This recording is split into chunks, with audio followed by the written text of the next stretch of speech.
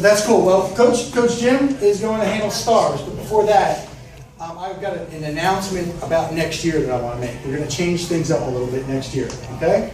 Because we're going into Christmas, New Year, so we will come back and we'll play again and then practice the following week. So what we're going to do next year is, Coach Jim and I are building a super big chair. Really big. And I'm going to sit on that chair for practice. I'm going to sit there and I'm going to watch. Coach Jim's going to be out there on the floor with you. Now, there's some rules. Don't look at me. No, don't look at me.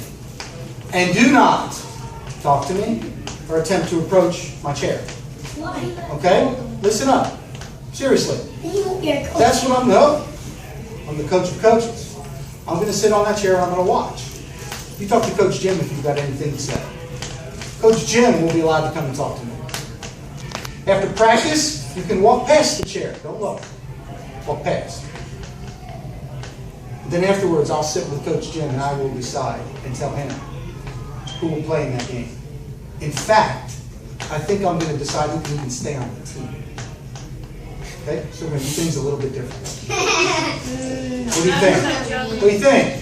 No. Okay, now, parents, before you start putting in your transfer forms to another team, I haven't lost my marbles. Guys, I could never do that. I could never do that. Do you know why? Because we're too good? No, because you're a coach and you have to That's spoken with true modesty, Cole. I couldn't do that because I care too much about you. I mean, I wouldn't be able to be with you. I mean, I don't know what that would be like. But check this out. You don't want to know why I told you that? Because it's Christmas. That's why. Because Christmas is the celebration of the birth of Jesus. And do you know what that birth means? That's the moment that God said, I love you too much to sit on this throne away from you. Do you know before Jesus was born? Do you know this? That's how people looked at God. Do you know nobody was allowed to approach God? We could never be with God, ever. Those were the rules, because we had sin. And sin kept us from ever getting to the top of the mountain of God. And that broke God's heart. You know, this is true. You know that when a priest once a year would go into this really sacred place, they'd tie a rope around his foot. Because if he died while he was in there, they had to pull him out by the rope. Because only that special priest could come close to God. God wasn't for you. And that broke God's heart. That broke his heart. So what Christmas is that moment we celebrate the birth of Jesus, but it's the moment that God stepped off his throne and put on flesh and came down here as a baby.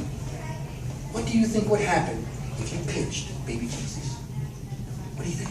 You would get destroyed. What would he do? No! What do you think would happen? Really? He'd cry. There you go. He would cry. That's how humble God made himself through Christ, because he loves you.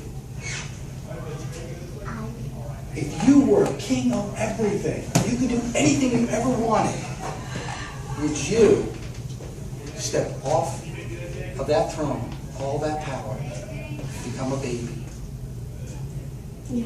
Yes. Yes. Because I don't want to be a king. It's too much work. I know. Too much paperwork. So Okay, I'm listen. okay. I'm going to talk to you about too much work after New Year's. But the point is, God did. God did it. He trusted us to care for him as a baby. That's how much he believed in us. He believed in you and loved you that much. So this year, when Christmas comes and we're celebrating the birth of Jesus, okay, think about what God really did by stepping off that throne. It's just amazing. It's just amazing. All right, guys.